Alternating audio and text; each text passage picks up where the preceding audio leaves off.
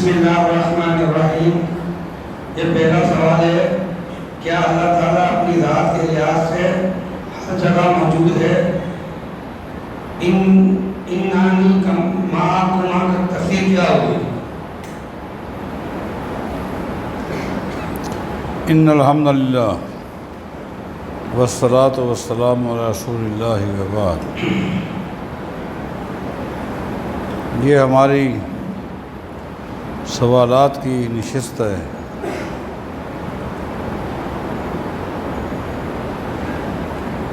میں ایک بات واضح کرنا چاہتا ہوں، اس نشست میں کسی سوال کا جواب اگر میں قرآن و حدیث کے مطابق صحیح دے پاؤں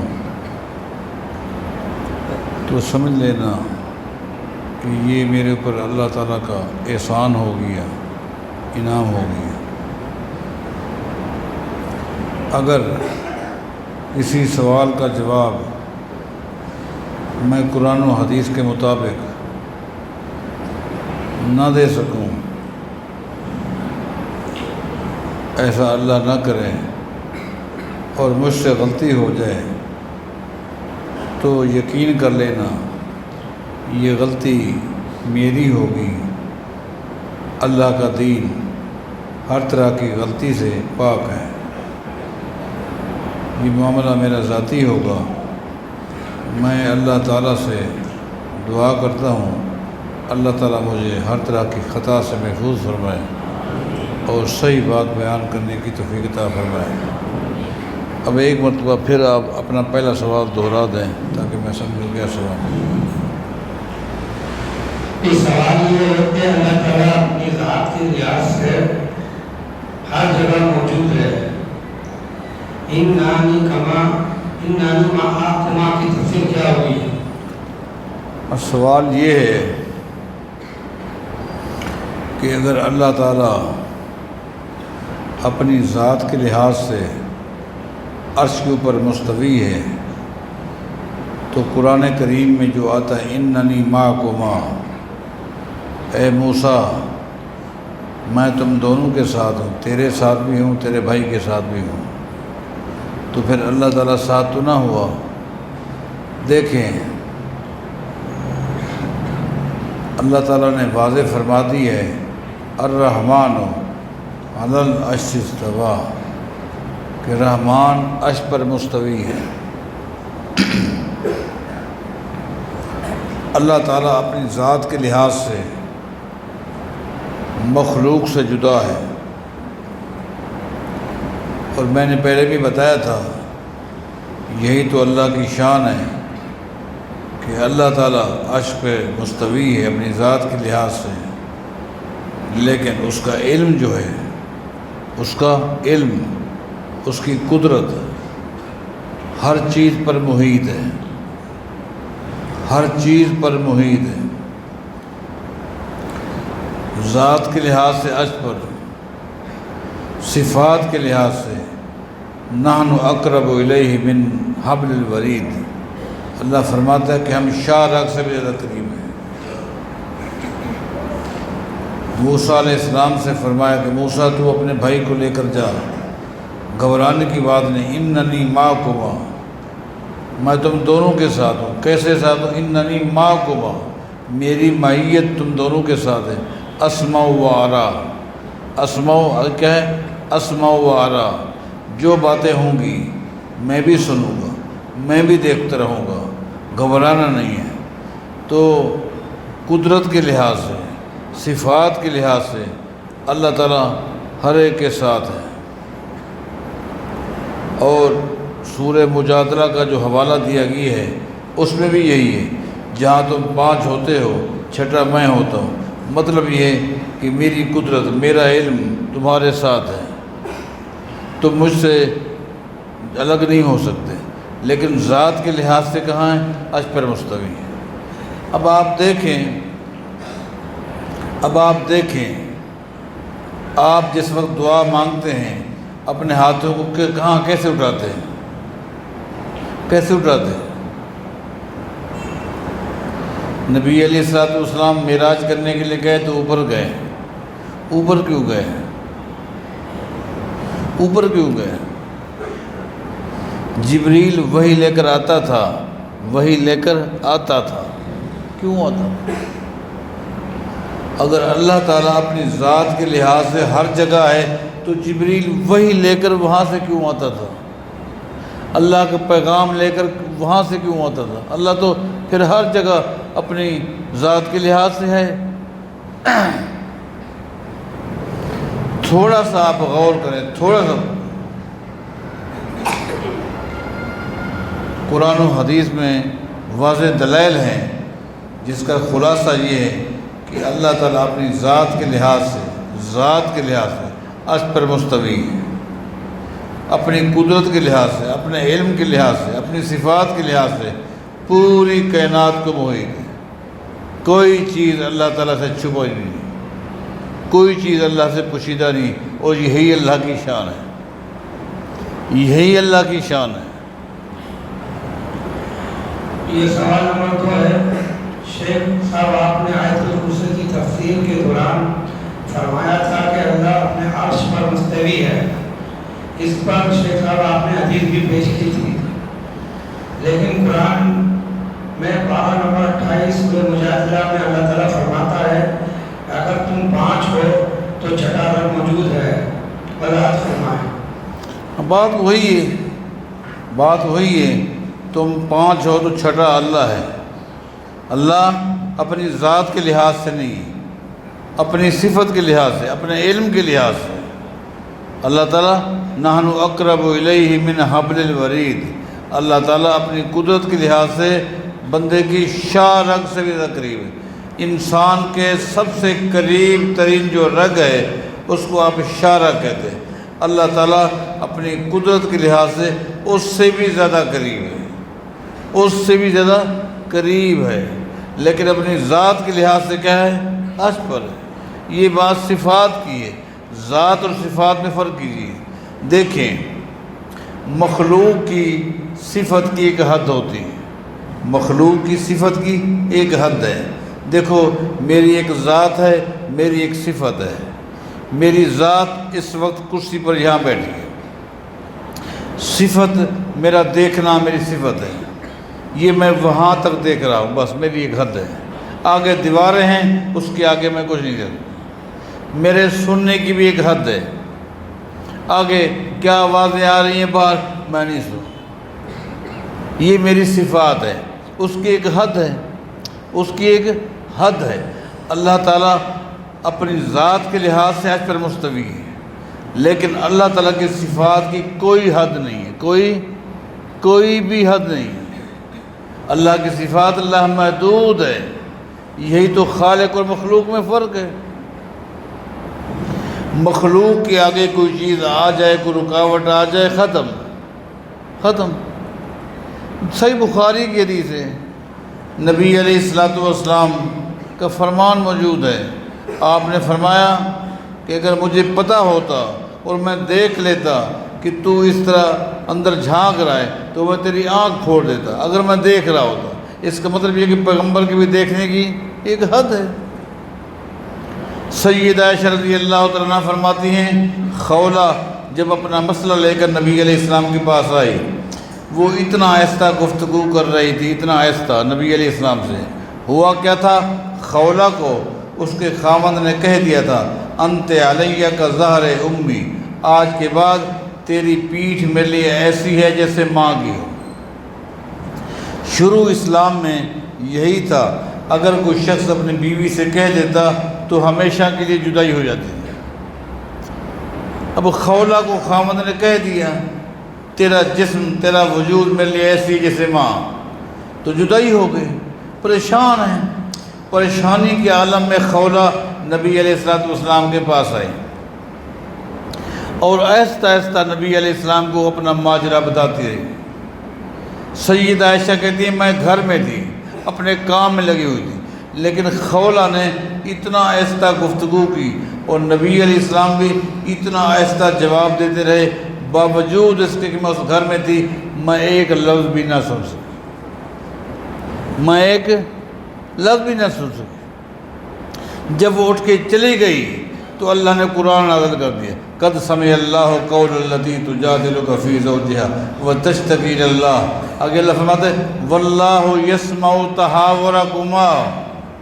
سیدہ عائشہ مخلوق ہے، مخلوق کے سننے کی ایک حد ہے، گھر میں ہے نہ سن سکی۔ اللہ فرماتا ہے واللہ یسمع تحاورکما، اے میرے پیغمبر، جو عورت اپنے خامد کے بارے آپ سے گفتگو کر رہی تھی نا، میں تم دونوں کی گفتگو سن رہا تھا۔ یہ سننا ہے، یہ اللہ کی صفت ہے سننے کی، لامحدود ہے لیکن ذات کے لحاظ سے عرش پر مستوی ہے۔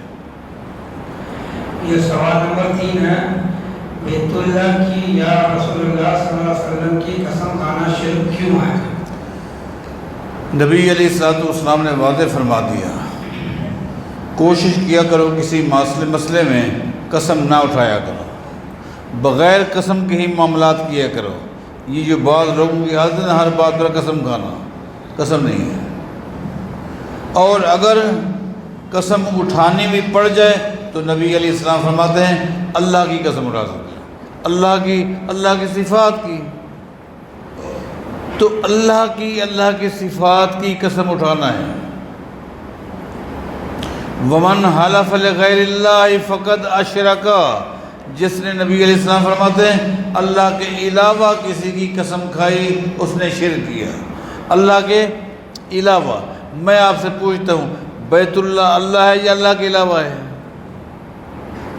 رسول اللہ جو ہے وہ اللہ ہے یا اللہ کا غیر ہے؟ اللہ ہے؟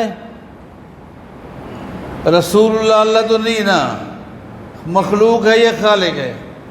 اللہ خالق ہے، اللہ خالق ہے، بیت اللہ مخلوق ہے، رسول اللہ مخلوق ہے۔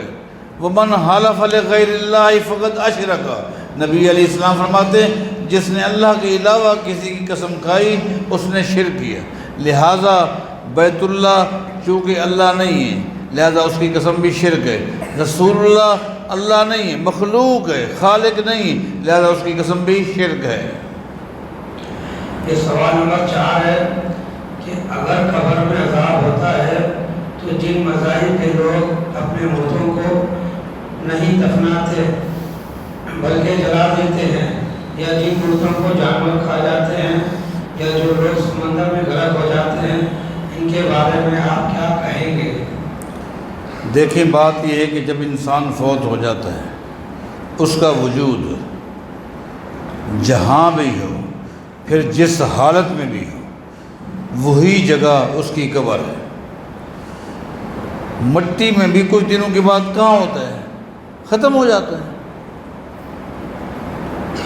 آپ کے علم میں میرے علم میں وہ ختم ہو گیا، لیکن اللہ کے علم میں ایک ذرہ ذرہ ہے، ذرہ ذرہ ہے، ذرہ ذرہ ہے۔ لہٰذا وہ چاہے سمندر کی مخلوق کے پیٹ میں ہے، چاہے پہاڑ کی چوٹی پر ہے، چاہے اس کو درندے کھا کے، جہاں بھی اس کا ہے وہی اس کی قبر ہے، وہی اس کی قبر ہے۔ آپ نے قبر کو تو محدود کر دیا، یہ تو آپ نے محدود کر دیا، جہاں بھی ہے جلا دو، راکھ ہے، راکھ ہے۔ آپ کے علم میں راکھ ہے۔ آپ نے صحیح بخاری کی حدیث نہیں پڑھی؟ نبی علیہ السلام نے فرمایا کہ ایک شخص نے وصیت کی تھی، نصیحت کی تھی، جب میں مر جاؤں، صحیح بخاری کی حدیث ہے، میرے جسم کو راکھ کر دینا اور میری راکھ کو کچھ پہاڑوں پہ اڑا دینا، کچھ پانی میں بہا دینا، کہ ہو سکتا ہے اس طریقے سے میں اللہ کے عذاب سے بچ جاؤں۔ ایسا ہوا، خاندان والوں نے اس کی نصیحت پہ عمل کیا، اس کی راکھ کو اڑا دیا، ہوا میں اڑا دیا، پہاڑوں پہ، سمندروں میں۔ اس کے بعد کیا ہے؟ نبی علیہ السلام فرماتے ہیں اللہ نے ہوا کو حکم دیا میری امانت واپس کر۔ بتاؤ، سمندر کو حکم دیا میری امانت واپس کر، پہاڑ کو حکم دیا میری امانت واپس کر، ہر چیز امانت واپس کی۔ اللہ نے پھر اس کو انسانی شکل میں کھڑا کر دیا اور پوچھا یہ کام کیوں کیا؟ اس کا مطلب یہ ہے ہمارے علم میں وہ ختم ہے، وہ راکھ ہے، جلا دیے۔ ہمارا علم میں یہ ہے کہ وہ سمندر میں ختم ہے، لیکن دیکھیں ہر چیز اللہ کے علم میں ہے۔ اللہ نے اس سے پوچھا یہ کیوں کیا؟ اس نے کہا تیرے عذاب سے ڈر کی وجہ سے، وہ اللہ کے عذاب سے بچنا چاہتا تھا، اس لیے منا اللہ کو مانتا تھا، اللہ کا ڈر تھا۔ جب اس نے یہ کہا کہ تیرے ڈر کی وجہ سے، تو اللہ نے کہا ٹھیک ہے میں نے تجھے معاف کر دیا۔ تو اس کا مطلب یہ کہ ہر چیز کا اللہ کو علم ہے، جہاں بھی ذرہ ہے وہی اس کی قبر ہے۔ یہ سوال نمبر 5 ہے، یا ایھا الذین آمنوا اتقوا اللہ وابتغوا الیہ الوسیلہ کی تفسیر کیا ہے؟ اللہ تعالیٰ فرماتا ہے اے ایمان والو اللہ سے ڈرو اور اسی کی طرف وسیلہ تلاش کرو، یعنی اللہ کا قرب حاصل کرنے کے لیے کوئی ایسا کام کرو جس سے تم اللہ کے بہت قریب ہو جاؤ، جس کی تفسیر نبی علیہ السلام نے بیان کی۔ اللہ کا قرب حاصل کرنے کے لیے بندے کو چاہیے اگر اس نے معافی مانگنی ہے، اس نے رزق تلاش کرنا ہے، اللہ کے آگے کوئی بھی درخواست رکھنی ہے، تو اللہ تعالیٰ کی صفات میں سے کسی صفت کا اللہ کے آگے حوالہ پیش کرے۔ اے اللہ تو رزاق ہے، اب رزاق کس کی صفت ہے؟ اللہ کی۔ اے اللہ تو رزاق ہے، مجھے رزق عطا فرما۔ اے اللہ تو غفور ہے، معاف کرنے والے، مجھے معاف کر دے۔ اللہ کا قرب حاصل کرنے کے لیے، اللہ کے قرب حاصل کرنے کے لیے ایک شکل یہ ہے، وسیلے کی ایک شکل یہ ہے، اللہ کے ناموں میں سے کسی ایک نام کو اللہ کے آگے پیش کیا جائے۔ اے اللہ میں تجھے تیرے غفور ہونے کا واسطہ دیتا ہوں، ٹھیک ہے نا جی؟ اب تو بات سمجھ آ گئی نا؟ اے اللہ تو غفور ہے، میں تجھے تیرے غفور ہونے کا واسطہ دیتا ہوں، مجھے معاف کر دے۔ ایک شکل یہ ہے۔ دوسری شکل یہ ہے، نبی علیہ السلام فرماتے ہیں اگر انسان نے اپنی زندگی میں کوئی ایسا عمل کیا ہو جس میں خشیت الہیہ ہو، خشیت الہیہ ہو، اور جیسا کہ آپ دیکھیں وہ 3 آدمی غار میں پھنس گئے تھے، بارش آ گئی تھی، اوپر چٹان آ گئی تھی، آپ نے سنا ہے۔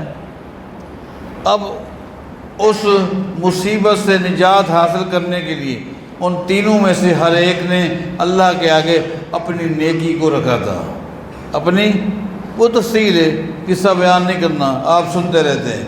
ہر ایک نے اللہ کے آگے اپنا وہ نیک عمل رکھا اور ساتھ یہ کہا اللہم ان کنت تعلم انی فعلت ذالک رجاء رحمتک و خشیت عذابک، اللہ تو جانتا ہے میں نے جو یہ کام کیا تھا اس میں تیری رحمت کی امید کرتے ہوئے، تیرے عذاب سے ڈرتے ہوئے۔ اے اللہ اگر واقعی میرے اس عمل میں یہ صفت پائی جاتی تھی ففرج عنا ما نحن فیہ، تو آج جس مصیبت میں ہیں اس مصیبت سے میں نجات عطا فرما۔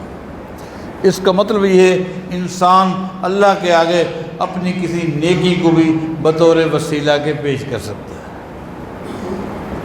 ایک تیسری شکل جو احادیث ہے وہ یہ ہے، دنیا میں جو انسان موجود ہے، دنیا میں جس کو دنیا کی زندگی حاصل ہے اور آپ کی نگاہ میں وہ نیک آدمی ہے، ایک تو وہ دنیا میں ہے، مرا نہیں ہے، آخرت کی زندگی نہیں ہے، دنیا کی زندگی ہے، اور آپ کی نگاہ میں وہ اچھا آدمی ہے، اس کے پاس بھی جا سکتے ہیں، درخواست کر سکتے ہیں آپ میرے لیے دعا کریں اللہ مجھے اولاد دے دے، میں بیمار ہوں حضرت میرے لیے دعا کریں اللہ مجھے صحت دے، اللہ مجھے اولاد دے، اللہ مجھے رزق دے۔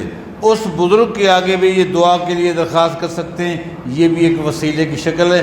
لیکن جو دنیا میں ہے، جو دنیا سے چلا گیا ہے، اس کی آخرت کی زندگی شروع ہو گئی ہے، وہ کتنی عظیم عظیم زندگی ہے ہم نہیں کہہ سکتے۔ آپ دیکھیں پوری اللہ کی مخلوق میں آخرت کی زندگی میں سب سے بلند ترین مقام ہمارے عقیدے کے مطابق محمد الرسول اللہ کا ہے۔ آپ کہاں فوت ہوئے؟ مدینے میں۔ آپ کی قبر مبارک کہاں ہے؟ مدینے میں ہے۔ سیدنا عمر رضی اللہ تعالیٰ عنہ کے دور میں قحط سالی ہوئی، بارش رک گئی، صحیح بخاری کے حدیث ہے، تو سیدنا عمر نے لوگوں کو جمع کیا بارش کی دعا کے لیے۔ بطور وسیلہ کے کس شخص کا انتخاب کیا؟ سیدنا عباس کا رضی اللہ تعالیٰ عنہ۔ اور سیدنا عمر نے یہ کہا تھا دعا مانگتے وقت، اللہم انا کننا نتوسل بنبیک، انا کننا نتوسل بنبیک، صحیح بخاری کی حدیث ہے۔ اے اللہ، ایک وقت تھا کہ ہم تجھ سے دعائیں کرتے تھے، تم سے دعائیں مانگتے تھے تیرے پیغمبر کے وسیلہ سے، تیرے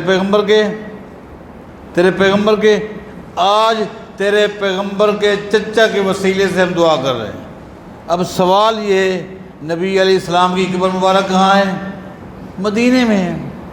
مدینے میں سیدنا عمر دعا کر رہے ہیں بطور وسیلہ کے، نبی علیہ السلام کا وسیلہ نہیں دے رہے، نہ آپ کی قبر کا بلکہ عباس کا۔ کیوں؟ نبی علیہ السلام دنیا سے چلے گئے، آپ کی آخرت کی زندگی ہے وہ کتنی عظیم ہے، کتنی عظیم ہے ہم نہیں بتا سکتے، ہم حق ادا نہیں کر سکتے، لیکن وہ زندگی آخرت کی ہے۔ عباس جو ہیں وہ نبی علیہ السلام کے چونکہ چچا ہیں اور ابھی زندہ ہیں، فوت نہیں ہوئے، لہٰذا دنیا میں جو شخص موجود ہے اس کو بطور وسیلہ کیا پیش کر سکتے ہیں؟ یہ شکلیں، باقی جو شکلیں پیش کی جاتی ہیں ان کی کوئی حیثیت نہیں ہے۔ یہ سوال نمبر 6 ہے، اگر تعویذ لٹکانا ناجائز ہے تو پھر عبداللہ بن عمر بن عاص رضی اللہ تعالیٰ عنہ بچوں کے گلے میں آیات اور دعائیں لکھ کر کیوں لٹکاتے تھے؟ تعویذ کا لٹکانا گلے میں، بازو میں یا کمر میں یا کسی جگہ نہ نبی علیہ السلام سے قولاً ثابت ہے، نہ فعلاً ثابت ہے، نہ تقریراً ثابت ہے۔ کسی صحابی نے ایسا عمل کیا ہو اور نبی علیہ السلام نے دیکھ کر خاموشی اختیار کی ہو، کہیں بھی ثابت نہیں۔ اور صحابہ کرام میں سے بھی کسی صحابی سے بھی صحیح سند کے ساتھ ایک بھی واقعہ نہیں ہے انہوں نے تعویذ لکھا ہو یا کسی کو کہا ہو یا بچوں کے گلے میں تعویذات یہ کلمات لکھ کر لٹکائے ہوں، کہیں بھی ثابت نہیں ہے۔ عبداللہ بن عمرو بن عاص کے بارے یہ جو روایت پیش کی جاتی ہے یہ ضعیف ہے۔ محمد بن اسحاق ایک مدلس راوی ہیں اور یہاں صیغہ جو ہے وہ صیغہ تمریض ہے، لہٰذا مدلس راوی جب صیغہ تمریض سے روایت کرتا ہے اس کی روایت ضعیف ہوتی ہے۔ اس حدیث میں جو پیش کی جاتی ہے محمد بن اسحاق ہیں، مدلس ہیں، روایت صحیح نہیں ہے، لہذا کوئی ثابت نہیں ہے۔ سوال نمبر 7 ہے کہ مسلمانوں کی ہر جماعت قرآن و سنت کی دعوے دار ہے، تو پھر کیا وجہ ہے کہ ہر ایک کا عقیدہ اور عبادات کا طریقہ مختلف ہے؟ یہی بات تو ہماری کہنی ہے، ہم یہی کہتے ہیں جب ہمارا دعویٰ ہے کہ دین قرآن و حدیث ہے تو قرآن و حدیث سے ہمیں ہر چیز لینی چاہیے۔ یہ کہنا ہم نے فلاں بزرگ کا جو عمل لیا ہے یقیناً اس نے بھی قرآن و حدیث سے لیا ہوگا، یہ کون سی دلیل ہے؟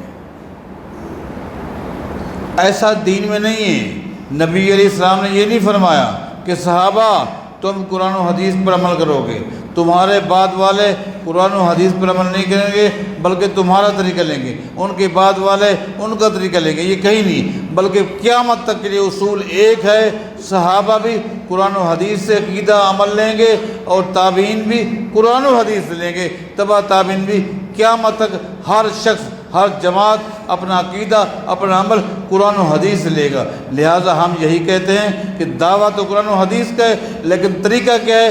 فلاں کا ہے فلاں کا، یہ دعویٰ تو ہمارا ہے، ہمارا کہنا ہے۔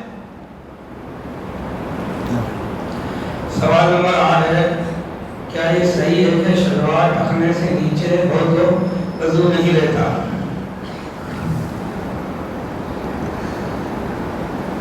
مردوں کی شلوار، چادر، تہہ بند، پینٹ، کوئی بھی چیز ٹخنے سے نیچے نہیں ہونی چاہیے۔ نبی علیہ السلام نے سخت وعید بیان کی ہے، نچلا حصہ جو ہے اگر شلوار، چادر، تہہ بند مرد کا ٹخنے سے نیچے چلا گیا تو سمجھو کہ وہ حصہ سیدھا جہنم میں چلا گیا۔ وعید ہے، سخت وعید ہے۔ اس سخت وعید کے باوجود میرے علم میں کوئی بھی ایک صحیح حدیث نہیں ہے جس سے واضح ہو کہ اگر نیچے چلا جائے تو وضو ٹوٹ جاتا ہے۔ وضو کے ٹوٹ جانے کا مسئلہ الگ ہے، اور ٹخنے کا نیچے تہ بند کا نیچے رکھنا ایک الگ چیز ہے، یہ غلط ہے، نہیں ہونا چاہیے۔ لیکن وضو ٹوٹنے والی جو روایت پیش کی جاتی ہے وہ صحیح نہیں ہے، ضعیف ہے۔ سوال نمبر 9 ہے، کہتے ہیں کہ آپ لوگ قبر والے اولیاء اللہ کو نہیں مانتے، جب آپ قبرستان جاتے ہو تو مردوں کو سلام کیوں پیش کرتے ہو؟ مطلب کہ مردے سنتے ہیں، قرآن و حدیث کی روشنی میں جواب دیں۔ سلام ایک دعا ہے۔ سلام کیا ہے؟ ایک دعا ہے۔ دعا کے لیے ضروری نہیں کہ اگلا سنے، دعا کے لیے دعا ہے۔ السلام علیکم کیا ہے؟ ایک دعا ہے، ایک دعا ہے۔ وعلیکم السلام بھی کیا ہے؟ ایک دعا ہے۔ دعا کے لیے کہیں بھی نہیں ہے کہ دعا سلام اس کو کیا جائے جو سنتا ہو، جو نہیں سن رہا اس کو آپ سلام نہ کریں، یہ کہیں بھی نہیں۔ میں آپ سے ایک سادہ لفظوں میں پوچھتا ہوں، آپ کا ایک دوست لاہور سے یہاں آتا ہے اور آپ کو کہتا ہے کہ فلاں ساتھی نے آپ کو سلام کہا، جب اس نے سلام کہا آپ سن رہے تھے، آپ آگے جواب دیتے ہیں، جواب میں کیا کہتے ہیں؟ جواب میں کیا کہتے ہیں؟ وعلیکہ وعلیہ السلام۔ کیا کہتے ہیں؟ وعلیکہ وعلیہ السلام کہتے ہیں نا، سب کو اتفاق ہے۔ آپ جواب کیا دیتے ہیں؟ وعلیکہ وعلیہ السلام، تیرے اوپر بھی سلام، اس پر بھی سلام۔ یہ تو سلام سن رہا ہے، آپ نے دعا دی، لیکن آپ نے کہا اس کے لیے سلام، وہ سن رہا ہے؟ یہ کیوں کہا آپ نے؟ یہ دعا ہے، اس میں کوئی اختلاف نہیں۔ لہذا قبرستان میں جو جاتے ہیں یہ دعا ہے، ان کے لیے بخشش کی دعا ہے، سلامتی کی دعا ہے، اس کے لیے سننا شرط نہیں ہے اور نہ ہی حدیث ثابت ہے۔ سوال نمبر 10 ہے، ہم نے سنا ہے کہ شیاطین لوہے اور لوہے کی بنی ہوئی چیز ہر چیز سے ڈرتے ہیں، اس لیے بعض لوگ سوتے وقت اپنے پاس لوہے کی کوئی نہ کوئی چیز رکھتے ہیں تاکہ شیطان کی شر سے بچ جائے۔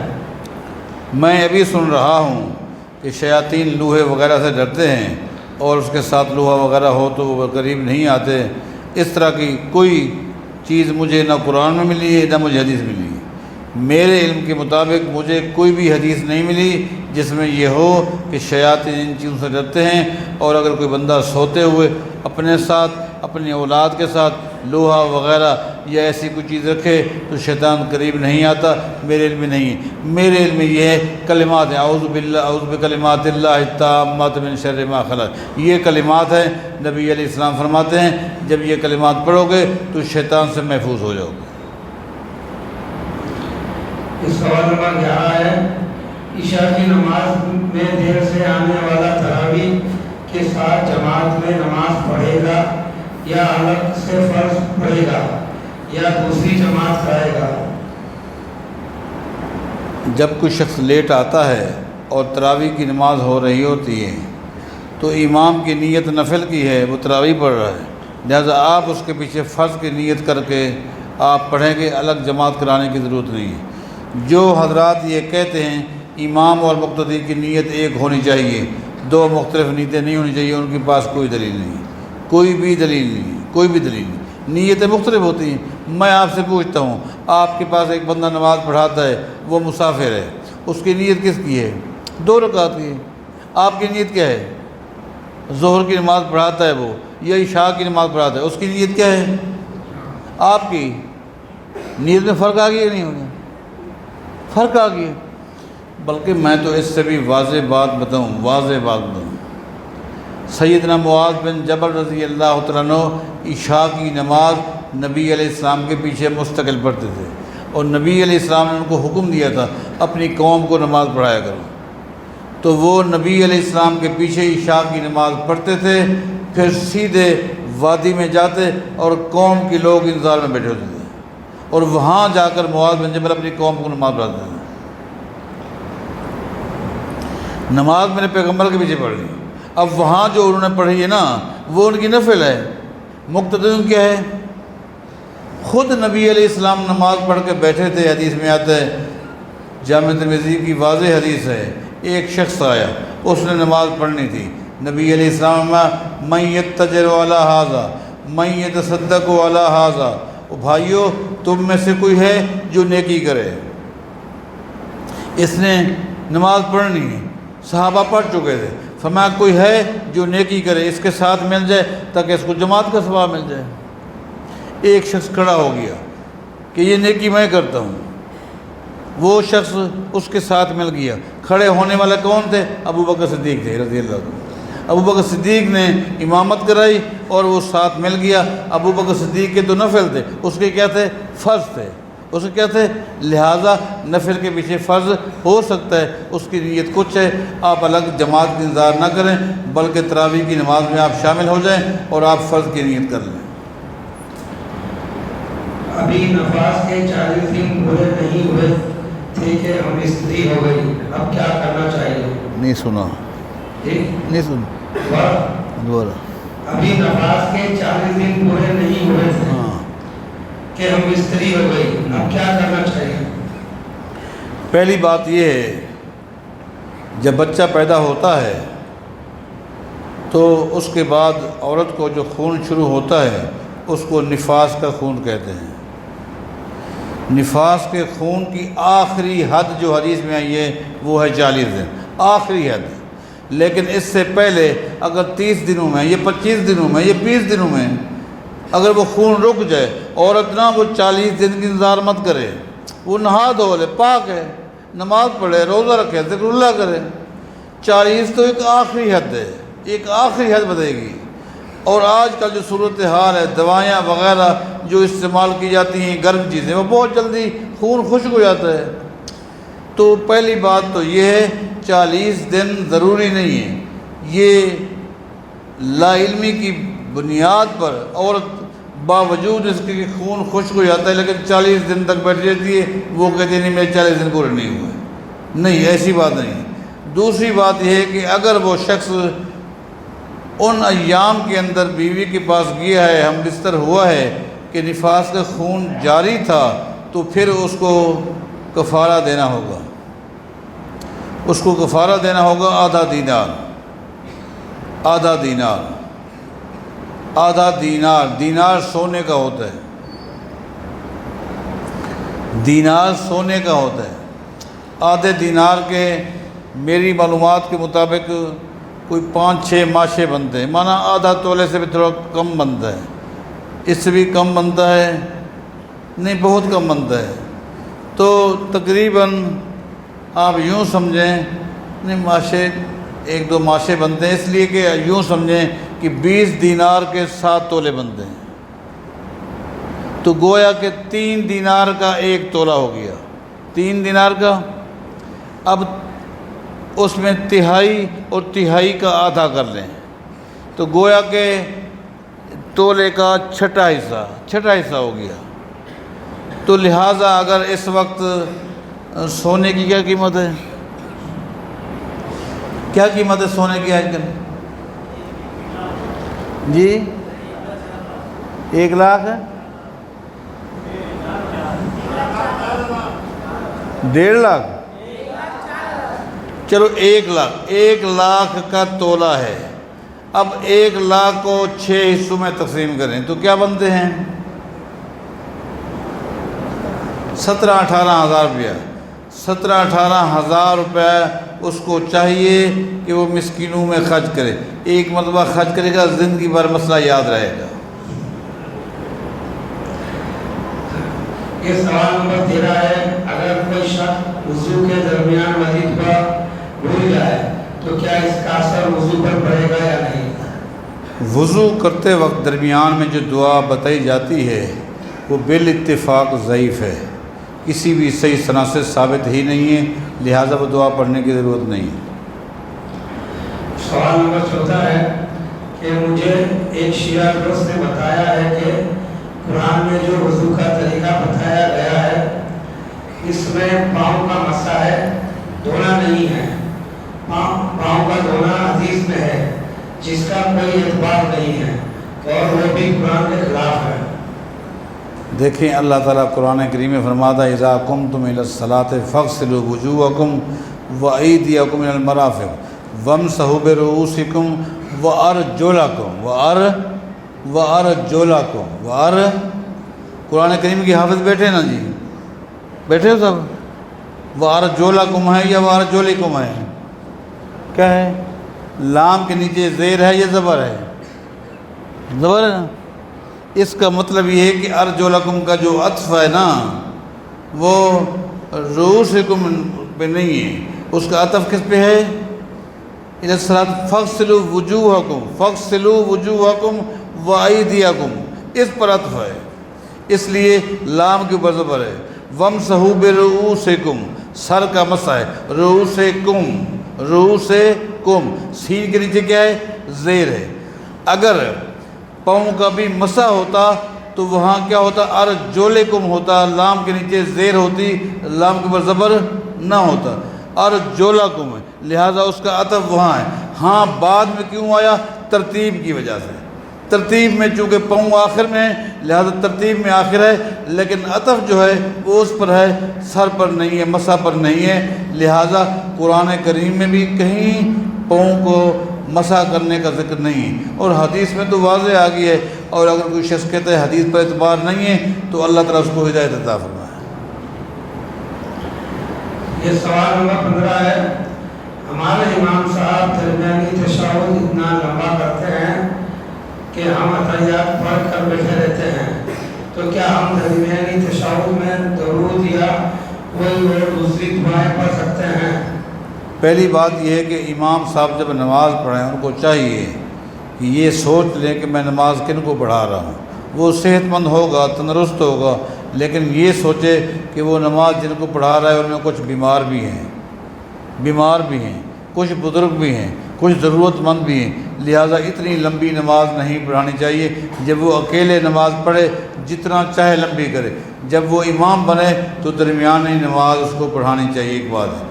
رہا مسئلہ اگر وہ بیٹھے رہتے ہیں ان کو بیٹھا نہیں دینا چاہیے، ان کو دوسری دعائیں بھی پڑھ سکتے ہیں اور وہ درود بھی پڑھ سکتے ہیں، حدیث ثابت ہے فَلْيَتَخَيَّرْ مِنَ الدُّعَاء، لہٰذا دوسرے تشہد کے اندر بھی خاموش نہیں بیٹھنا چاہیے، آپ درود بھی پڑھ سکتے ہیں، دعائیں بھی پڑھ سکتے ہیں، کس نے کہا منع کی کوئی دلیل نہیں ہے۔ سوال نمبر 16 ہے، جو نمازیں رہ جائیں ان کو کیسے ادا کریں؟ جو نمازیں رہ جائیں جب اس کو ادا کرنا ہے تو ترتیب کے ساتھ ادا کریں۔ نبی علیہ الصلوۃ والسلام کی خندق کے موقع پر خندق کی کھدائی میں ظہر کی نماز بھی رہ گئی تھی، عصر کی نماز بھی رہ گئی تھی، مغرب کا وقت ہو چکا تھا، اس وقت نبی علیہ السلام کو موقع ملا تو آپ نے صحابہ کے ساتھ پہلے ظہر پڑھی ہے، اس کے بعد عصر پڑھی ہے، اس کے بعد مغرب، اور عشاء کا وقت بھی ہو چکا تھا اور اس کے ساتھ عشاء پڑھی، لہٰذا اسی ترتیب کے ساتھ پڑھیں۔ یہ کہنا کہ نہیں جس نماز کا وقت ہو چکا ہے وہ تو اس وقت پڑھیں اور باقی بعد میں قضا کرتے رہیں، یہ ایسی بات غلط ہے۔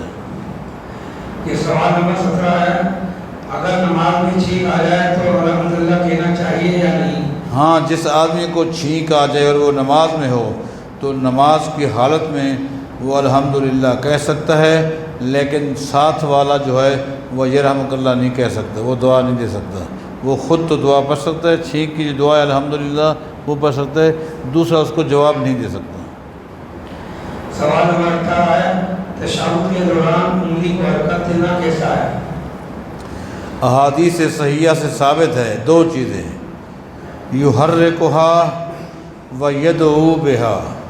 نبی علیہ الصلوۃ والسلام نماز میں تشہد کے اندر جب بیٹھتے تھے نا تو بیٹھتے ہوئے نبی علیہ السلام دو کام کرتے تھے، ایک تو یہ ہے کہ شہادت والی انگلی اس کو حرکت دیتے رہتے اور وہ یدعو بہا، اس سے دعا بھی مانگتے، دعا بھی کرتے تھے، دعا تو دعا چونکہ سلام تک ہے، بیٹھنے کے بعد سلام تک چونکہ دعا ہے، جب دعا ہے تو حرکت بھی ہے، یہ حرکت اور دعا یہ دونوں آخر تک ہیں، لہٰذا ایک مرتبہ اشہد ان لا الہ الا اللہ پر یا یہ کہ اشہد ان محمد رسول اللہ پر انگلی کو اٹھانا، آگے پیچھے نہیں اٹھانا، یہ کسی بھی حدیث سے ثابت نہیں ہے۔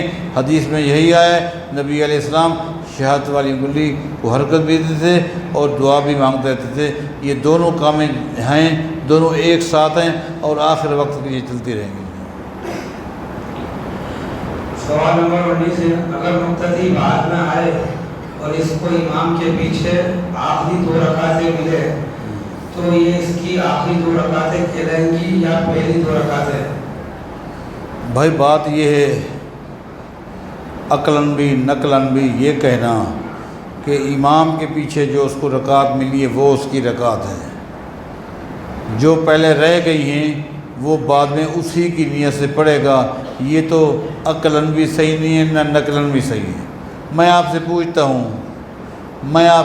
ہوں ظہر کی نماز آپ پڑھ رہے ہیں، قیام میں آپ آتے ہیں، امام قیام میں ہے، آپ آ کے شریک ہو جاتے ہیں، آپ کو کیسے پتا کہ یہ کون سی رکعت ہے، پہلی ہے، دوسری ہے، تیسری ہے، پتہ کیسے؟ جبکہ ترتیب تو رکھنی آپ نے ابھی، آپ کو کون بتائے گا کہ یہ کون سی رکعت ہے؟ اچھا اس کے بعد بھی اگر امام پھر کھڑا ہو جاتا ہے تب بھی آپ کو کیسے پتہ چلے گا یہ دوسری رکعت ہے یہ چوتھی رکعت ہے؟ تشہد میں بیٹھے آپ کو کیسے پتہ چلے گا یہ درمیانی تشہد ہے یا آخری تشہد ہے؟ آپ کو کیسے پتہ چلے گا؟ لہٰذا آپ اپنی ترتیب کو رکھیں گے، جب بھی آپ شامل ہوتے ہیں وہ آپ کی نماز کا اول حصہ ہے۔ صحابہ کرام سے صراحتاً یہی ملتا ہے، ما ادرکت مع الامام فهو اول صلاۃ کا۔ عبداللہ بن عمر سے بھی یہی ہے، سیدنا علی سے بھی ہے، مختلف صحابہ سے بہقی کے اندر موجود ہے کہ امام کے پیچھے، امام کے ساتھ جو آپ کو نماز کا حصہ مل جائے فهو اول صلاۃ کا، وہ آپ کی نماز کا ابتدائی حصہ ہے۔ جب سلام پھرے گا، اگر 2 کے بعد اس نے سلام پھیر دیا تو یہ آپ کی آخری 2 رکعتیں نہیں، آپ کی پہلی 2 رکعتیں ہیں، اس کے بعد آپ آگے چلیں گے۔ یہ سوال نمبر 20 ہے۔ ہاں، نبی علیہ الصلوۃ والسلام سے 1-2 مرتبہ ایسا ثابت ہے کہ آپ نے حالت حضر میں ظہر اثر کو بھی جمع کیا ہے، مغرب عشاء کو بھی جمع کیے ہیں، اور اس وقت کوئی بارش بھی نہیں تھی۔ اگر بارش ہو رہی ہو اور آدمی مقیم ہو اس وقت تو جمع کرنا ہی کرنا ہے، وہ تو ثابت ہے۔ بارش ہو رہی ہے، آپ مغربی ساعت جمع کر سکتے ہیں، ظہر اثر جمع کر سکتے ہیں، بارش ہو رہی ہے۔ لیکن بارش بھی نہیں ہو رہی تھی، کوئی خطرہ بھی نہیں تھا، تب بھی نبی علیہ الصلوۃ والسلام نے مدینے کے اندر یعنی حالت حضر میں آپ نے ظہر اثر دونوں ملا کے پڑھی ہے، مغرب عشاء بھی ملا کے پڑھی ہے۔ اس کا مطلب یہ کہ آپ فرماتا کہ امت پر حرج واقع نہ ہو جائے۔ حرج واقع نہ ہونے کا معنی یہ ہوتا ہے کبھی ایسا ہو جاتا ہے، ایک آدمی انتہائی تھکا ہوا ہے، بے انتہا تھکا ہوا ہے، کام کی وجہ سے، کسی وجہ سے سفر سے آیا، اور وہ اتفاقی طور پر 2 نمازیں جمع کر کے آرام کر لیتا ہے۔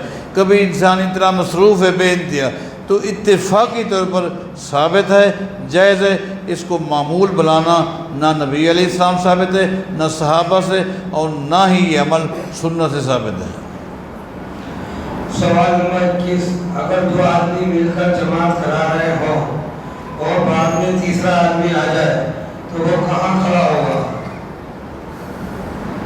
جب 2 آدمی مل کر جماعت کرائیں تو امام بائیں طرف کھڑا ہوگا اور مقتدی دائیں طرف کھڑا ہوگا، لیکن تیسرا آدمی آئے گا تو وہ اس مقتدی کو بھی اپنے ساتھ ملا لے گا، امام آگے ہو جائے گا، وہ 2 پیچھے ہو جائیں گے۔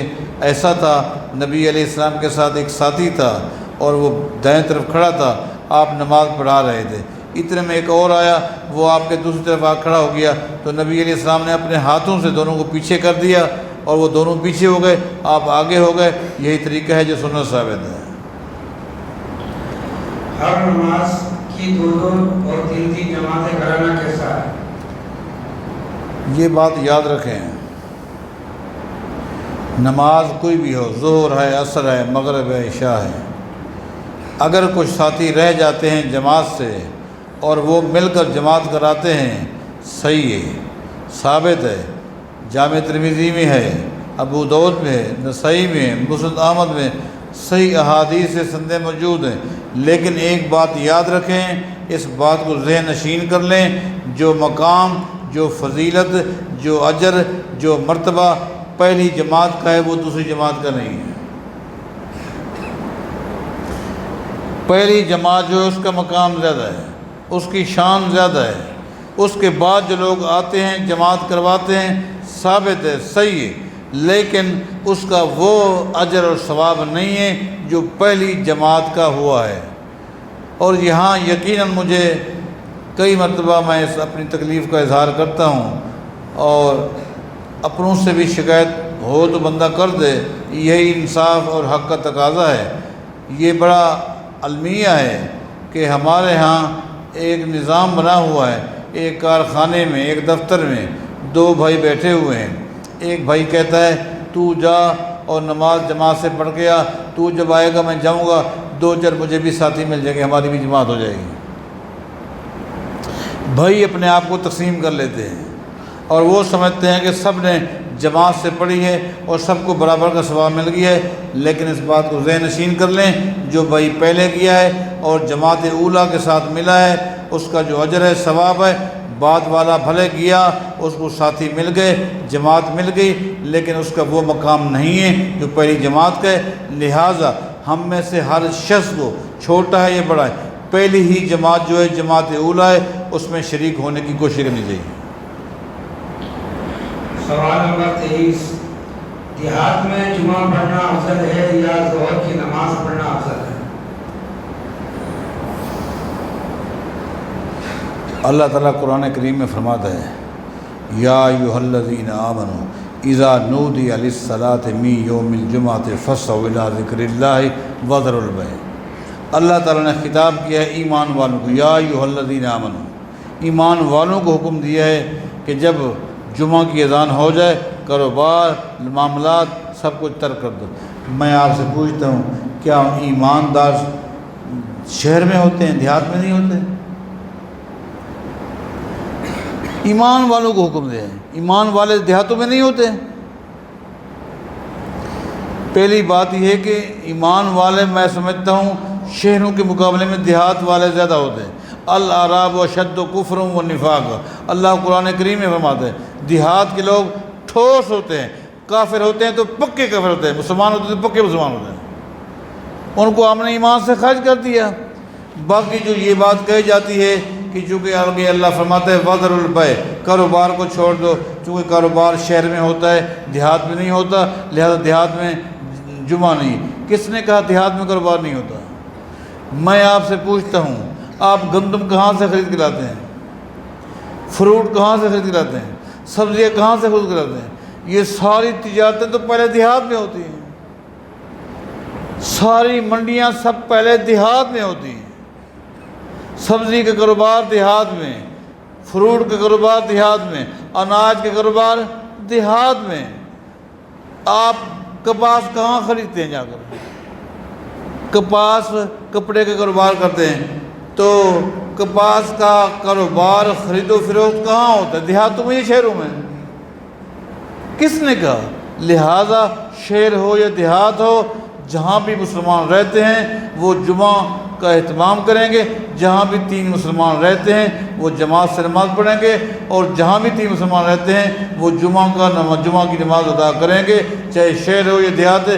جب یہ بات ہے تو یہ کہنا دیہات میں ظہر افضل ہے یا جمعہ افضل ہے، نہیں، جمعہ ہے، جمعہ ہے، دیہات میں بھی جمعہ ہے اور شہر میں بھی جمعہ ہے۔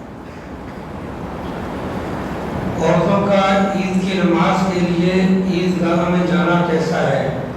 بعض لوگ کہتے ہیں کہ اگر عید کی نماز اور جنازے کی نماز مسجد میں ہو تو عورتیں شریک ہو سکتی ہیں، اور اگر کھلے میدان میں ہو تو عورتیں نہیں جا سکتی، اس مسئلے میں وضاحت فرمائیں۔ نماز جنازہ کے بارے تو صحیح مسلم میں آتا ہے، سید عائشہ رضی اللہ تعالیٰ عنہ نے فرمایا تھا، لوگوں جنازے کو تو مسجد میں لے آؤ گے تو ہم بھی شریک ہو جائیں گے۔ اس کا مطلب یہ ہے کہ جنازہ اگر مسجد میں ہے تو عورتیں شریک ہو سکتی ہیں۔ میدان میں خواتین کا نماز جنازہ میں شریک ہونا کہیں بھی ثابت نہیں ہے، لیکن عید کی نماز تو ہوتی ہی میدان میں ہے، عید کی نماز تو ہوتی ہی میدان میں، یہ تو مسجد میں نہیں ہوتی، یہ تو ایک عذر ہے، بارش ہو رہی ہے، ایسے حالات ہیں آپ میدان میں عید کی نماز نہیں پڑھ سکتے تو مسجد میں، ورنہ عید کی نماز تو ہوتی ہی دیہات میں ہے اور میدان میں ہوتے، اور نبی علیہ الصلوۃ والسلام کا حکم ہے، صحیح بخاری کی حدیث ہے کہ خواتین کو اپنے ساتھ لے کر آیا کرو، اور یہ بھی فرمایا اگر کسی عورت کے پاس برقع نہیں ہے، اوڑھنی نہیں ہے، اپنی ہمسائی اپنی سہیلی سے لے لے، لیکن وہ ہے حتیٰ کہ صحیح بخاری کی حدیث سے نبی علیہ السلام نے فرمایا کہ وہ عورت اپنے مخصوص ایام کی وجہ سے جو نماز نہیں پڑھ رہی، مخصوص ایام شروع ہو چکے ہیں اور وہ نماز بھی نہیں پڑھ رہی اور مخصوص ایام میں عورت مسجد میں بھی نہیں جا سکتی، فرمایا کہ اس کو بھی چاہیے کہ وہ عیدگاہ میں جائے۔ وہ کہہ گئے عیدگاہ میں جائے، البتہ جب مسلمان عید کی نماز پڑھیں وہ ایک سائڈ پر بیٹھی رہے اور مسلمانوں کی دعا میں شریک ہو جائے۔ وطر کی دعا رکوع سے پہلے ہے یا رکوع کے بعد، اور ہاتھ اٹھانا کیسا ہے؟ وطر کی دعا کے لیے کچھ روایتیں رکوع کے بعد کی ہیں، لیکن سب سے زیادہ روایتیں رکوع سے پہلے کی ہیں۔ رکوع سے پہلے کی جو روایات ہیں ان کی تعداد زیادہ ہے بنسبت ان کے جو رکوع کے بعد کی ہیں۔ اس کا مطلب یہ کہ رکوع سے پہلے دعا مانگنا یہ افضل ہے۔ باقی ہاتھ اٹھانا نبی علیہ السلام سے صراحتاً مجھے نہیں ملا، صحابہ کرام کا عمل ہاتھ اٹھانا اور چہرے پر ہاتھ پھیرنا یہ ثابت ہے۔ امام بخاری ادب المفرد کے اندر اس بات کو لے کر آئے ہیں، صحابہ سے عمل ثابت ہے، لہٰذا آپ یہ کر سکتے ہیں۔ ننگے سر نماز پڑھنا کیسا ہے، اور خاص طور پر اس وقت جب سر ڈھانپنے کے لیے کپڑا موجود ہو؟ نماز پڑھنے کے لیے ایک مرد کا جو لباس ہے اس لباس میں مجھے کسی صحیح تو دور کی بات ہے ضعیف حدیث میں بھی سر کا ڈھانپنا نہیں ملا۔ مطلقاً آدمی کا لباس ہے وہ 2 کپڑے بھی پہنتا ہے، 3 بھی پہنتا ہے۔ صحابہ کرام سے مجھے یہی ملا ہے، وہ 3 کپڑے میں ہوتے تھے تو اسی میں نماز پڑھتے، 2 میں ہوتے اسی میں نماز پڑھتے، تیسرے کو نہیں لیتے، حتیٰ کہ 1 کپڑے میں ہوتے اسی میں نماز پڑھتے۔ دیکھو اسلام میں جو ایک قید ہے وہ یہ ہے کہ مرد جب نماز پڑھے اس کے کندھے ظاہر نہ ہوں۔ کندھے یہ جو مونڈے ہیں نا، مونڈے یہ ننگے نہیں ہونے چاہیے، اگر ننگے ہیں تو نماز نہیں ہوتی۔ عورت کے لیے عورت کا سر ننگا ہے تو نماز نہیں ہوتی، عورت کا سر ننگا ہے نماز نہیں ہوتی۔ مرد کے مونڈے ننگے ہیں تو نماز نہیں ہوتی۔ مرد کے نماز کے لباس میں سر ڈھانپنا مجھے کہیں بھی نہیں ملا، کہیں بھی نہیں ملا۔ لہٰذا ویسے آدمی لباس میں ہے، ٹوپی ہے، رومال ہے، پہنی ہوئی ہے، ٹھیک ہے، لیکن یہ کہنا کہ ٹوپی کے بغیر بہتر میں نماز نہ پڑھوں گا ورنہ اس طرح میں نماز پڑھنے کا کوئی فائدہ نہیں، یہ کہیں بھی نہیں۔ بلکہ سیدنا جابر رضی اللہ تعالیٰ عنہ سے صراحتاً ہے یہ جو بات آگے کہی نا کہ جب کپڑا موجود ہو، سیدنا جابر کے پاس کپڑا موجود تھا، حدیث میں آتا ہے صحابی ہیں، سیدنا جابر نے نماز پڑھی، کپڑا موجود تھا لیکن کپڑے کے ہوتے ہوئے بھی کپڑے کو سائڈ پہ رکھا اور ننگے سر نماز پڑھی۔ اس کے بعد ایک شخص نے کہا کپڑا تو آپ کے پاس تھا، کپڑا نہ ہوتا تو الگ بات ہے، کپڑا جابر آپ کے پاس تھا رضی اللہ عنہ، پھر بھی آپ نے سائڈ پہ رکھ کے نماز پڑھا، اس لیے تو سیدنا جابر فرمایا تمہیں بتانے کے لیے کہ یہ سنت ہے۔ اس کا مطلب یہ ہے اگر کسی کو تعلیم دینا مقصود ہو تو ایسا کر سکتے ہیں تاکہ اس کو سوال کا موقع ملے اور آپ کو سمجھانے کا موقع مل جائے۔ کیا اس وقت جنت اور جہنم موجود ہے؟ اگر ہے تو جنت کہاں ہے اور جہنم کہاں ہے؟ جی ہاں، احادیث صحیحہ سے ثابت ہے جنت بھی موجود ہے اور جہنم بھی موجود ہے۔ احادیث سے جو بات ثابت ہے وہ یہ ہے اس وقت جنت جو ہے وہ 7ویں آسمان کے اوپر ہے اور جو جہنم ہے وہ 7ویں زمین کے نیچے، یا سبعۃ احبر کے الفاظ بھی ہیں، یعنی 7ویں سمندر کے نیچے جہنم ہے۔ اسفل السافلین، سب سے نیچے 7 آسمان ہیں، 7 زمین ہیں، 7ویں زمین کے نیچے جہنم ہے، 7ویں آسمان کے اوپر جنت ہے۔ کتنی عمر کے بچوں پر روزے فرض ہوتے ہیں؟ عبادات کی فرضیت کے لیے عمر کی قید نہیں ہے بلکہ بلوغت کی قید ہے، بلوغت کی قید ہے۔ جب بچہ بالغ ہو جائے، بچہ ہے یا بچی ہے، جب وہ بالغ ہو جائے تو عبادات فرض ہو جاتے ہیں۔ اس سے پہلے جو ان کو تعلیماً نماز بھی پڑھائی جاتی ہے، روزے بھی رکھوائے جاتے ہیں، یہ تعلیماً ہیں تاکہ ان کی طبیعت، ان کا مزاج دینی بن جائے، ایسے آگے چل کے ان کے لیے مشکل نہ بن جائے۔ اور بلوغت سے پہلے جو بچے قرآن کریم پڑھتے ہیں یا نمازیں پڑھتے ہیں، روزے رکھتے ہیں یا حج کرتے ہیں یا عمرہ کرتے ہیں، تو یقیناً ان کا یہ جو عمل ہے اس کا ثواب ان کے ماں باپ کو ملتا ہے۔ روزے کی حالت میں ویکسین لگوانا کیسا ہے؟ ہاں، ہم نے کئی ایک اہل علم سے بھی رابطہ کیا اور میڈیکل کے لوگوں سے بھی رابطہ کیا، کیونکہ یہ مسئلہ آج کل ایک عام ہو رہا تھا، اس لیے ساتھی بھی پوچھ رہے تھے۔ ہم نے معلومات کی تو پتہ چلا کہ اس میں جو ہے نا وہ ایک گیس ہی ہوتی ہے اور اس میں کوئی خوراک نہیں، جسم کو کوئی خوراک نہیں ملتی، لہذا جب خوراک نہیں ملتی، وہ ایک ویکسین ہے، اس کو ویکسین ہی سمجھیں، لہذا وہ لگوا سکتے ہیں، روزے پہ کوئی اثر نہیں پڑتا۔ جو لوگ خلیج سے پاکستان آتے ہیں۔ شیخ جی بس کریں، کافی ٹائم ہو گیا، 1:10 ہو گئے ہیں۔ جی ابھی تو 15 سوال باقی ہیں۔ 15 سوال ہو رہے ہیں۔ 15؟ اچھا چلو، اللہ مانے کہ چلائیں۔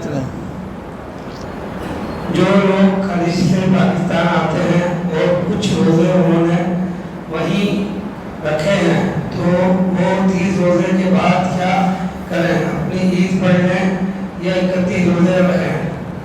جو لوگ خلیج سے یہاں آتے ہیں اسی ترتیب کے ساتھ وہ روزے رکھتے رہیں۔ روزوں کی آخری حد جو ہے وہ 30 ہے، 30 روزے رکھ لیں، لیکن وہ اپنی عید نہیں کر سکتے، کیونکہ جہاں مسلمان ہوتے ہیں وہاں مسلمانوں کی عید اجتماعی ہونی چاہیے، ان کو ایک دن کی انتظار کرنی چاہیے، اور یہ شریعت میں ثابت ہے، ایک دن تاخیر کے ساتھ عید کی نماز پڑھی جا سکتی ہے، لہٰذا وہ الگ اپنا نظام قائم نہ کریں، بلکہ ایک دن انتظار کر کے وہ مسلمانوں کے ساتھ مل کر اسی علاقے میں عید کی نماز پڑھیں۔ حج بدل کروانا کیسا ہے اور اس کی کیا شرائط ہے؟ حج بدل کا مطلب یہ ہوتا ہے کہ ایک بندہ بیمار ہے، اتنا بیمار ہے، اس پر حج فرض ہے، لیکن بیمار اتنا ہے کہ وہ حج کرنے نہیں آ سکتا، یا اس پر حج فرض ہے، اتنا بوڑھا ہے، اتنا ضعیف ہے، وہ حج نہیں کر سکتا، لہذا ایسی صورت میں وہ کسی اور کو اپنی جگہ پر حج کے لیے بھیج سکتا ہے کہ وہ جائے اور حج کرے، لیکن جس کو بھیجے گا اس کے لیے بھی شرط ہے اس نے اپنا پہلے حج کیا ہوا ہو، اگر اس نے اپنا حج نہیں کیا ہوا وہ حج بدل نہیں کر سکتا۔ اب کھینچو گا تو بتا دیں، اب تو کھینچو گا نا۔ ایک شخص عمرہ کرنے کے لیے گیا اور وہ عمرہ کر کے مکہ سے واپس آ گیا، مدینہ منورہ نہیں گیا، تو اس شخص کے عمرے کے بارے میں کیا کہیں گے؟ دیکھیں، جو شخص مکہ کیا ہے، اس نے عمرہ کیا ہے یا حج کی ہے، اس کو چاہیے تھا کہ وہ مدینہ جاتا، اس کو مدینہ جانا چاہیے تھا۔ مدینہ کی اپنی برکات ہیں، وہاں مسجد نبوی ہے، اس کی اپنی ایک شان ہے، اور نبی علیہ السلام نے فرمایا تھا مسجد نبوی کی طرف، مسجد اقصیٰ کی طرف، بیت اللہ کی طرف آپ سفر کر سکتے ہیں عبادت کی غرض سے، لہٰذا آپ وہاں گئے تھے، وہاں آپ کو جانا چاہیے تھا، اور وہاں مسجد نبوی ہے، اور وہاں کی ایک نماز 1000 نماز سے بہتر ہے، اور وہاں آپ کو پتہ ہے مسجد قباء ہے، جس کے بارے نبی علیہ السلام نے فرمایا تھا مسجد قباء کی ایک نماز جو ہے وہ اجر کے لحاظ سے ایک عمرے کے برابر ہے، وہاں نبی علیہ السلام کی قبر مبارک ہے، وہاں جا کر آپ کو جو دعائیں اسلام نے بتائی ہیں قبرستان میں جانے کی، وہ دعائیں پڑھنی چاہیے تھیں، آپ کو موقع تھا، بقیع غرقد ہے، آپ وہاں جاتے، اور اسی طرح احد وغیرہ یہ مواقع تاریخی جگہیں وہ دیکھنی چاہیے تھی، آپ وہاں سے واپس آئے گئے، اچھا نہیں کیے۔ لیکن یہ کہنا اس کے عمرے پہ کچھ اثر پڑے گا کہ نہیں، اس کے عمرے پہ کوئی اثر نہیں پڑ سکتا، حج اور عمرے کے جتنے بھی ارکان ہیں ان میں سے کوئی ایک رکن بھی ایسا نہیں ہے جس کا تعلق مدینہ سے ہو، حج کے جتنے ارکان ہیں، عمرے کے جتنے بھی ارکان ہیں، سب کا تعلق مکہ سے ہے، مدینہ کے ساتھ نہیں ہے۔ یہ سوال ہے کہ ختم قرآن، ختم صحیح بخاری کرنا اور مٹھائی یا بریانی بانٹنا قرآن و حدیث میں ملتا ہے؟ اگر کوئی شخص صحیح بخاری مکمل کر کے مٹھائی بانٹتا ہے، قرآن کریم مکمل کر کے مٹھائی بانٹتا ہے، اور یہ سمجھتا ہے کہ یہ سنت ہے، یہ ثواب ہے، یہ مسنون عمل ہے، تو یہ غلط باتیں ہیں، یہ ساری باتیں غلط ہیں۔ اگر یہ نہیں ہیں، ان چیزوں سے ہٹ کر اگر کوئی خوشی میں کسی موقع پر کچھ کھاتا ہے یا کھلاتا ہے، اس کو شرعی حیثیت نہیں دیتا تو الگ بات ہے، لیکن شرعی حیثیت دے گا کہ یہ سنت ہے، مسنون عمل ہے، اس کا اجر ہے، ثواب ہے، اس کے بارے عقیدہ ہے، تو یہ غلط بات ہے۔ نبی کریم صلی اللہ علیہ وسلم نے تراویح کی بعد جماعت نماز صرف 3 دن پڑھائی ہے، ہم 30 دن پڑھتے ہیں، قرآن و حدیث میں ایسا ملتا ہے؟ وضاحت فرمائیں۔ اسی سوال کے آگے انہوں نے لکھا ہے اگر عمر فاروق رضی اللہ تعالیٰ عنہ سے ملتا ہے تو ناک پر ہاتھ باندھنا حضرت علی سے بھی ملتا ہے۔ پہلی بات یہ ہے کہ جس آدمی نے یہ حدیث پڑھ لی ہے کہ نبی علیہ الصلوۃ والسلام نے 3 رات تراویح کی نماز پڑھائی ہے، اگر اس بندے نے یہ خود پڑھا ہے تو آگے اس نے کچھ نہیں پڑھا، اس کی یہ خیانت ہے، یہ بددیانتی ہے۔ آگے اس نے یہ بھی پڑھا ہوگا کہ 4تھی رات صحابہ انتظار کرتے رہے، نبی علیہ السلام نہیں آئے، صبح کو آپ نے فرمایا مجھے پتہ ہے کہ تم انتظار کرتے رہے، میں نہیں آیا، کیوں نہیں آیا؟ کہیں ایسا نہ ہو اس عمل کو اللہ فرض بنا دے۔ آپ نے وجہ بتا دی کہ میں 4تھی رات کیوں نہیں آیا، کہیں ایسا نہ ہو اس عبادت کو، اسی بات جماعت پڑھنے کو کہیں اللہ تعالیٰ فرض نہ بنا دے۔ فرض بن جائے تو مشکل ہو جائے گا۔ اب امت کے لیے تو قانون الگ نہیں ہو سکتے، اس کا مطلب یہ نہیں تھا کہ 14 دن ناجائز تھا اس لیے نہیں آیا 3 دن، بلکہ بتایا اس لیے نہیں آیا کہ کہیں ایسا نہ ہو کہ یہ فرض ہو جائے۔ یہ علت اگر آپ کو سمجھ آ جائے گی تو بات پوری سمجھ آ جائے گی۔ اور آپ کو ایک اور حدیث بتاؤں، علامہ البانی رحمہ اللہ صحیح سند کے لے کر آئے ہیں، ایک رات نبی علیہ الصلوۃ والسلام مسجد نبوی کے قریب سے گزرے اور دیکھا کہ لوگ جماعت کے ساتھ نماز پڑھ رہے ہیں۔ آپ نے فرمایا کہ من ہؤلاء ماذا یصنعون، یہ لوگ کون ہیں، کیا کر رہے ہیں، یہ لوگ کون ہیں، کیا کر رہے ہیں؟ آپ کے ساتھ جو صحابہ تھے انہوں نے کیا جواب دیا کہ ہؤلاء ناس لیس معہم قرآن، یہ وہ لوگ ہیں جو ناظرہ پڑے ہوئے ہیں، قرآن کے حافظ نہیں۔ وَأُبَيُّ بْنُ كَعْبٍ يُصَلِّي بِهِمْ، ابی بن کعب جو قرآن کریم کے قاری ہیں وہ ان کو نماز پڑھا رہے ہیں، اللہ کی رات کی نماز پڑھا رہے ہیں۔ تو اللہ کے نبی نے کہا قد احسنوا، انہوں نے اچھا کیا ہوا ہے، انہوں نے کیا کیا ہوا ہے؟ اچھا۔ اب نبی علیہ الصلوۃ والسلام کی تائید مل گئی ہے، بات واضح ہو گئی۔ باقی رہا یہ کہنا کہ سیدنا علی سے ناک پر ہاتھ باندھ کے نماز پڑھنا ثابت ہے، کسی بھی صحیح حدیث سے ثابت نہیں ہے، جھوٹ ہے۔ چھوٹی عمر کے بچوں کا نکاح کر دینا کیسا ہے؟ بلوغت سے پہلے بچیوں کے آپ نکاح کر سکتے ہیں، ثابت ہے، لیکن خیار بلوغ حاصل ہے۔ خیار بلوغ کا مطلب یہ ہے جب وہ بچہ جوان ہو جائے گا، جب وہ بچی جوان ہو جائے گی تو اس سے پوچھا جائے گا کہ تیرے ماں باپ نے تیرا نکاح فلاں کے ساتھ فلانا کے ساتھ پڑھا تھا، تو اس وقت بچی تھی تو اس سے نہیں پوچھا گیا، تو بتا۔ اگر وہ کہے کہ ٹھیک ہے میرا اتفاق ہے میں راضی ہوں تو ٹھیک ہے، اگر وہ کہے کہ مجھے یہ نکاح منظور نہیں ہے تو نکاح فسخ ہو جائے گا۔ اس کو خیال بلوغ کہتے ہیں، پھر نکاح فسخ ہو جائے گا، نکاح ختم ہو جائے گا۔ ایک حنفی عالم نے ہمیں بتایا کہ ہمارے ہاں بھی یہی مسئلہ ہے کہ ایک دور میں ایک طلاق دی جائے، اگر کوئی تینوں طلاق ایک ساتھ دے دے گا تو اس کی غلطی ضرور ہے لیکن ہو جائے گی۔ عجیب بات ہے، عجیب بات ہے۔ کہتے ہیں کہ 3 طلاقیں ایک ساتھ نہیں دینی چاہیے، کہتے ہیں کہ ہمارا مسئلہ بھی یہی ہے، ہمارا عقیدہ بھی یہی ہے کہ 3 طلاقیں ایک ساتھ نہیں دینی چاہیے، ہر مہینے طہر میں 1 طلاق دینی چاہیے، لیکن کہتے ہیں ہم یہ کہتے ہیں دینی تو نہیں چاہیے، اگر کوئی دے دے گا غلطی تو ہے لیکن ہو جائے گی۔ کیسے ہو جائے گی؟ میں آپ سے پوچھتا ہوں، اگر کوئی بندہ عصر کی نماز کے ساتھ مغرب کی نماز پڑھ لے، عصر کی نماز کے ساتھ مغرب کی نماز پڑھ لے، پڑھنی تو نہیں چاہیے تھی، پڑھنی تو نہیں چاہیے تھی، لیکن اس نے اگر جذباتی ہو کر عصر کے ساتھ مغرب پڑھ لی، دونوں ہو جائیں گی؟ کیوں نہیں ہوئے گی؟ عصر کی ہو جائے گی، مغرب کی کیوں؟ عصر کی ہو جائے گی وہ وقت پہ پڑھی ہے، مغرب کی نہیں ہوگی، وقت سے پہلے پڑھی، جب وقت آئے گا دوبارہ پڑھے گا، وہ کیا کرے گا؟ وہ نہیں ہوئی دوبارہ پڑھے گا۔ ہم بھی یہی کہتے ہیں، اس نے 3 طلاقیں دی، ایک وقت پر ہے ہو گئی، 2 وقت سے پہلے وہ نہیں ہوئی۔ یہ کہنا کہ دینی تو نہیں چاہیے تھی، دی ہے تو ہو جائے گی، ہو کے جائے گی، جب نہیں دینا چاہیے شریعت کے خلاف کیسے ہوگا؟ نہیں ہوتی۔ ہم نے سنا ہے کہ حدیث میں اونٹ کی قربانی میں 10 حصے ہیں، وہ حدیث ضعیف ہے۔ علامہ البانی رحمہ اللہ الاحادیث الصحیحہ کے اندر، سلسلہ احادیث صحیحہ کے اندر اس کو لکھ رہے ہیں، اور حدیث صحیح ہے، بالکل ضعیف نہیں ہے، نبی علیہ السلام ثابت ہے۔ اور یہ بات ذہن نشین کر لیں، اس کے علاوہ بھی جب کبھی بھی آپ صحیح بخاری کتاب المغازی اٹھا کر دیکھیں، ایک موقع پر نبی علیہ السلام نے صحابہ کے درمیان بکریاں تقسیم کی، کسی کو اونٹ دیا، کسی کو اونٹ کے مقابلے میں 10 بکریاں دیں، کسی کو اونٹ دیا، مال غنیمت میں اونٹ بھی تھے، گائیں بھی تھی، بکریاں بھی تھیں، ایک صحابی کو اونٹ دیا، ایک صحابی کو اس اونٹ کے مقابلے میں 10 بکریاں دیں۔ اس کا مطلب یہ ہے کہ 10 بکریوں کے گئے مقام کیا ہے؟ اونٹ ہے۔ اور یہ حدیث جو آپ نے کہا ضعیف ہے، ضعیف نہیں ہے، صحیح ہے، نسائی میں ہے، ثابت ہے۔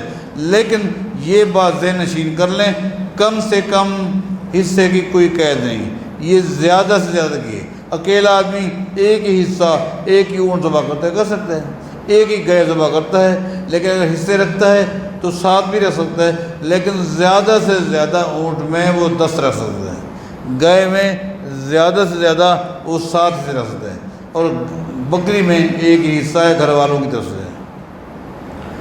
ہمارے دفتر میں قادیانی کام کرتا ہے اور دفتر میں آتے ہوئے سلام کرتا ہے، جواب میں ہمیں کیا کہنا چاہیے؟ اگر آپ قادیانی کے دفتر میں جائیں تو آپ سلام نہ کریں، لیکن قادیانی اگر آپ کے دفتر میں آتے آپ کو سلام کرتا ہے تو آپ اس کو وعلیکم السلام نہ کہیں بلکہ وعلیکم کہیں، وعلیکم، کم کے برابر رک جائیں، اس لیے کہ قادیانی جو ہیں یہ کافر ہیں، اور کافر کو سلام نہیں کرنا چاہیے۔ اگر کافر سلام کرے تو اس کے جواب میں وعلیکم السلام نہ کہیں بلکہ خالی وعلیکم کہیں۔ نماز عصر سے مغرب تک کوئی نماز نہیں، تو کیا اس دوران نماز جنازہ ادا کی جا سکتی ہے؟ نماز جنازہ فرض ہے، فرض کفایہ ہے، لہٰذا مطلقاً نوافل نہیں ہے، لیکن یہ تو فرض کفایہ ہے، عصر کے بعد جنازہ آ جائے تو وہ جنازہ پڑھا جائے گا، وہ تو فرض کفایہ ہے۔ سوال یہ ہے کہ کسی کے یہاں میت ہو جائے تو وہاں پہلی عید پر باقاعدگی سے ملنے جایا جاتا ہے، شریعت میں اس بارے میں کیا کہتی ہے؟ اگر کسی کے ہاں فوت کی ہو جائے، اس کے عزیز و اقارب پہلی عید پر اس کے پاس خاص طور پر جاتے ہیں، اس کو اگر وہ شرعی حیثیت سمجھتے ہیں، شریعت کا درجہ دیتے ہیں، کہتے ہیں یہ مسنون عمل ہے، تو ان کا یہ جانا انتہائی غلط ہے۔ لیکن اس سے ہٹ کر ویسے جاتے ہیں، بیچارہ پریشان بیٹھا ہوگا، آج عید کا موقع ہے، چلو ہم جا کر تھوڑا سا ماحول دیکھ رہیں گے، دنیا داری میں جس طرح ہوتا ہے وہ ایک الگ چیز ہے، وہ جاتے ہیں۔ لیکن اگر کوئی کہے یہ شریعت ہے، مسنون عمل ہے، تو کوئی مسنون عمل نہیں ہے، اس کا حدیث سے کوئی تعلق نہیں ہے۔ نماز تہجد کا وقت بتا دیں، کیا نماز تراویح اور تہجد الگ الگ عبادت ہے؟ تہجد، قیام اللیل، صلاۃ اللیل یا محدثین کی اصطلاح میں تراویح، یہ نام مختلف ہیں، یہ عمل ایک ہے۔ رمضان مبارک میں عشاء کی نماز کے ساتھ پڑھنا احادیث سے ثابت ہے، نبی علیہ السلام نے عشاء کے ساتھ ہی اس کو پڑھا ہے، لیکن باقی 11 مہینوں کے اندر آدھی رات کے بعد اور صبح صادق سے پہلے یہ اس کا وقت ہے، اس میں اس کو ادا کیا جاتا ہے۔ شیخ صاحب میں نے ایک پلاٹ خریدا ہے اور اپنی بیٹیوں کے لیے چھوڑ دیا ہے کہ اس کو بیچ کر ان کی شادی کروں گا، یہ اللہ نے توفیق دی تو ان کو گفٹ کر دوں گا، کیا اس عرصہ تقریباً 5 یا 10 سال وقت لگے گا، اس پر ہر سال زکوٰۃ واجب الادا ہے یا نہیں، اور اگر ہے تو مارکیٹ کی موجودہ قیمت پر ہوگی یا جتنے کا خریدا اتنے کی ہوگی؟ میرا مشورہ تو یہ ہے کہ جب آپ بچیوں کی نیت سے یہ خرید چکے ہیں ان کو گفٹ کر دیں، ان کو کہہ دیں یہ پلاٹ تمہارا ہے، جب آپ گفٹ کر دیں گے ان بچوں کے لیے، انہیں مکان بنانے ہیں، تو مکان وغیرہ کے لیے جو پلاٹ وغیرہ خریدا جاتا ہے اس پر زکوٰۃ نہیں ہے۔ زکوٰۃ ہے اس پلاٹ پر جو کاروبار کے لیے ہوتا ہے، خریدتا ہے، بیچتا ہے وغیرہ، اس پر ہے۔ لیکن جو پلاٹ مکان بنانے کے لیے خریدا جاتا ہے اس پر زکوٰۃ نہیں ہے۔ لیکن چونکہ ابھی اس نے گفٹ نہیں کیا، ابھی یہ اس کے پاس ملکیت ہے، لہٰذا جو موجودہ قیمت لگے گی اس کے حساب سے ہی وہ زکوٰۃ دے گا، اگر اس نے اس کو بیچنا ہے تو۔ اگر بیچنا نہیں ہے، گفٹ کرنا ہے، تو اس گفٹ کی شکل میں اس کی زکوٰۃ نہیں ہوگی۔